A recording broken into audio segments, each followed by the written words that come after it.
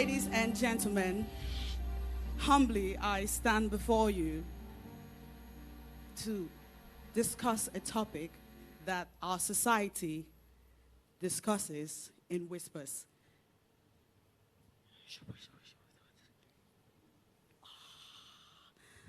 Mental illness.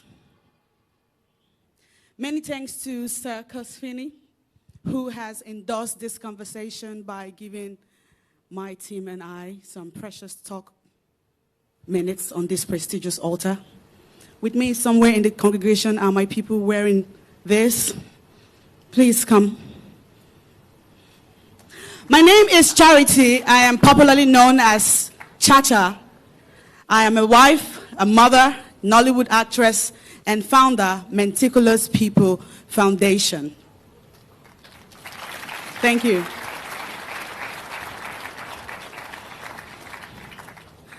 I turned 35 4 months ago. But for 33 years, out of that 35, I had a sickness that I was unaware of. My parents were unaware. I was unaware. I interpreted most of it as who I am. My personality is who I am. But it goes beyond just who I am. In 2018, at the Ritz Hotel, Enugu, New Haven, I was lodged in a suite with my husband and my 2 children at that time. And then one day, it happened. I went mad. Later on, I discovered it's called a maniac episode, but just like in the movies, I went bonkers, crazy. I began to throw away every of our belongings, clothes, shoes, bags, the children's toys. I vandalized the hotel properties. The suite in the parlor area had 3 large cushions. I ripped it all apart using a tiny knife. It was nothing but madness. That madness was contained in just that room by my husband, who was wearing only the clothes that he had on when I was throwing away everything. Same goes for my children. That incident was so intense that what I needed was a trip to the hospital. But I didn't go to the hospital because my husband and I, who is seated here with me, supported me. Can you please rise? We attributed it to demonic attack, voodoo, marine spirits, somebody or somewhere. Now, we kept saying. Oh, it's Nollywood. You know, you can get really envious in that industry. Oh, it's my father and my mother. They never supported this marriage. Oh, I think it's your family. I think it's you, my husband. I think it's you. Because since I married you, my life just started going haywire. It was always one suspicion after another, one false accusation after another. I survived the Ritz, but I had yet another maniac episode in 2020 here in Delta State, Asaba. I was on the laptop writing script after script. Writing is my hobby. My husband was on his way to Lagos to sign a contract with our company, between our company and yet another production company. And before I could realize what was going on with me, I went mad again. And I began to destroy things around the house. I broke televisions, chandelier lights. I burnt all my clothes and my children's clothes. Just like I did in Enugu, I reduced everything that we owned to trash. And no, it didn't take one day. It was 3 to 4 days intense madness. On the 4th day, I didn't eat at all. I was only drinking water. I felt I had superpowers. I felt I was receiving a message from the divine. Or I felt like somebody was manipulating me because there was 2 entities all of a sudden. There was me watching me that couldn't stop that me in action. They had to bound me hands and legs to the hospital. And then I was still, just like in the movies, crazy. It was now at the hospital, First Delta American Hospital here in Asaba, that Dr. Isioma Okoba, alongside a psychiatrist, Dr. Nebe, diagnosed me of bipolar disorder. I had heard that name in the movie, but because I'm an actor, that name seemed fictitious. It felt like a name that they had to come up with to buttress a character or a characterization. I didn't take that news pleasantly because it was not a pleasant news. Because what do you mean? Do you know who I am? Chacha. I am way too beautiful. Way too talented. Way too brilliant to have what they call in my area a little bit of scoring.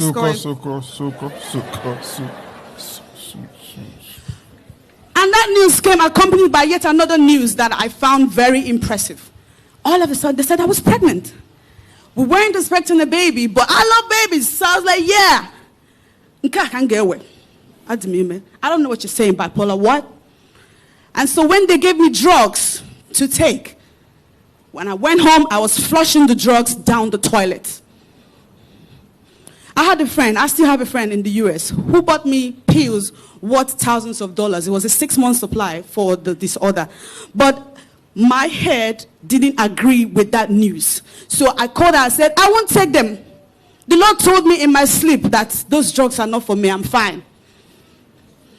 And then I now attached the news of the pregnancy to my denial, saying that if I keep taking these drugs, the tendencies of the baby in my stomach coming out as imbecile is there. So no, I'm not going to take it. And so I went through that pregnancy without my pills. But I never stopped going mad. Only this time was small madness. But then, when I had my baby and resumed work, the stress of the work began to jam my brain again.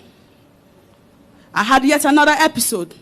Just like in 2020, I had another episode in 2021. I had that episode in 2020. Every year there's always episodes. Hypomanic and manic. This particular episode, I burnt all our wedding photos, all our vital business documents, destroyed all our clothes. We had no clothes again. It's what I do. I did that every time. Not anymore, but it was a habit. Many times people would not see me on social media. They imagine I'm living an introverted life. While that is true, I've been living in the world in my head. I didn't even have clothes to make appearances anymore because I wrecked everything that I had. Until I had a last manic. The last manic that I eventually wandered off. On the streets, many are raving mad, naked. But there are people who are not naked yet, but they are mad.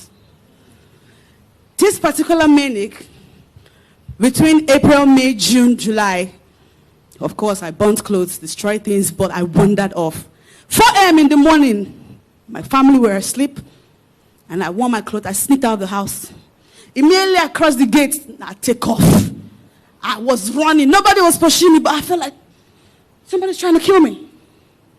Hallucinations, delusions. It was all in my head. I ran to Lagos. It wasn't enough. I ran to Ghana. Not Bali. Not Kweli. It is what it is, Pastor. Yes. It took the grace of God. God loves me to remind me of home. Because I love my husband and my 4 children at home, including a 1-year-old. But then I suddenly remembered home and I felt like, okay, the reason I ran is because this man here, I was convinced in my head that he wanted to use me to do rituals. The nature of my work doesn't support the sickness that I have. I make pretense for a living. Mm-hmm. People pay me to be pretending to be who I am not. And I've done it for over a decade plus. So I'm a guru at it. But all that pretense began to backfire on me because I began to lose myself in the midst of it all. Characters that I do not recognize were now jumping out of me. I'd come on social media and write nonsense. Non-existent things. And because I'm popular, people take me seriously. They'll take those words that I said seriously. They didn't even know I'm talking nonsense. They didn't know. They didn't know. No, and that was the worst thing you could do to me then. If you say, I could fight you. Because what do you mean? What ogu? Insult yourself there. On and on it went. I came back and they bundled me yet again to the hospital. This time, Dr. Val's hospital. What's the name again? Ken Crest Hospital. That's the 4th hospital now. One hospital after the other. And it's not like our bills were ever cheap. It's designer sickness, yo. Our bills used to be 700,000, 800,000. And it's not just the pills. The pills are not even that expensive. It's the aftercare, the psychotherapy that they used to give me that I was still combating. I shaved my children's hair. Anybody that knows me here on social media know my children.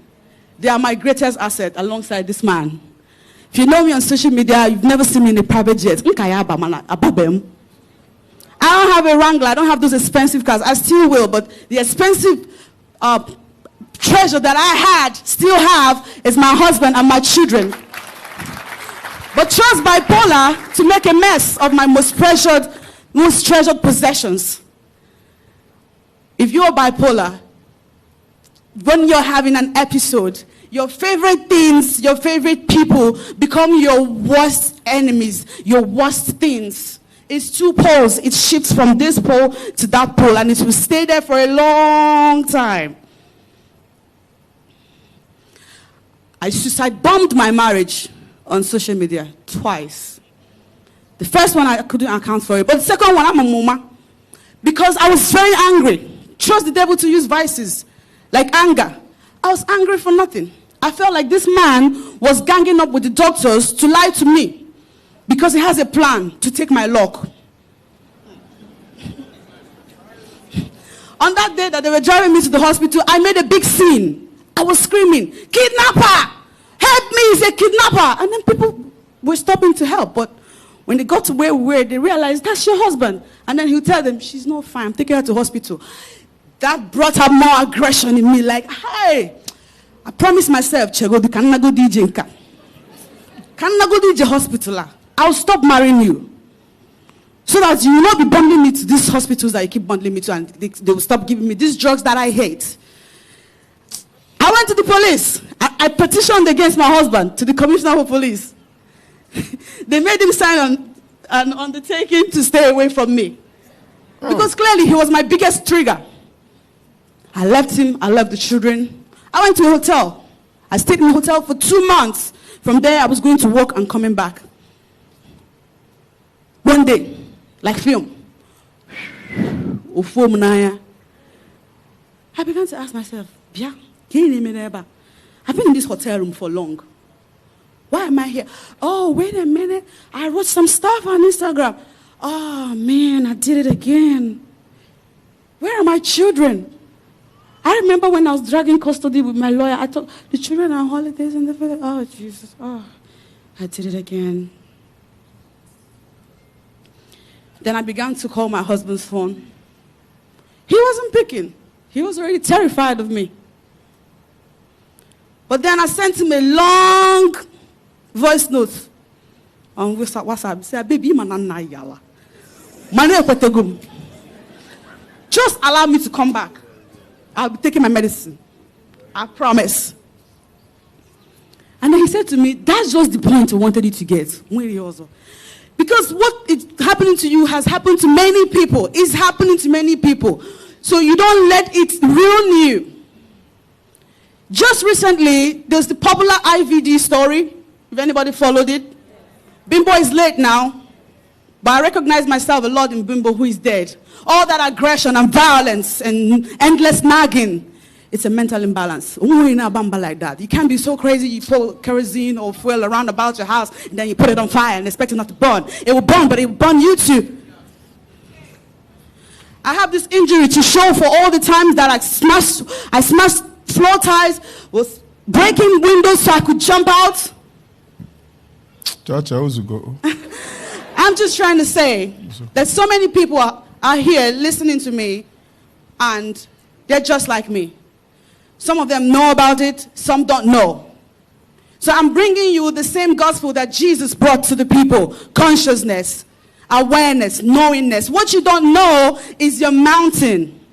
From the moment I realized that bipolar makes me unstable in my moods and in my dealings with people, I began to make conscious efforts to be a better person. I started to take my pills, which some people that are mentally unstable should take.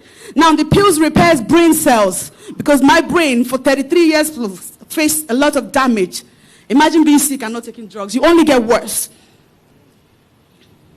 If you have anger issues, the kind that never goes away until you take out your anger or vexation on something or someone, My dear, you have mental problem. If you feel so